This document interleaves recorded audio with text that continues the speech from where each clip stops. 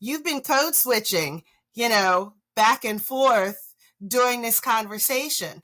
And that's what kids and people have had to do forever just to assimilate into society. And, being able to understand that that's what has to happen for Gullah people, Gullah Geechee people, to do their job every day or walk through life, whatever it is. Yeah, and it's funny you say that because it's like you have to take off who you are and like put it to the side to walk into so many spaces and feel like you can succeed in those spaces, but then you have this other part of you that like, I can't bring this with me. But that's just because society has made us feel that way.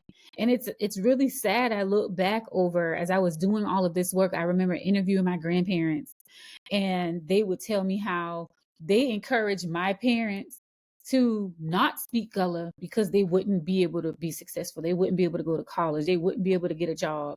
And so even within our communities, you know, stigma has been placed on our language so much that it's like you need to figure out how to code switch if you want to get to this point or this place in your life. And when I teach my sessions to the educators, I teach them about choice.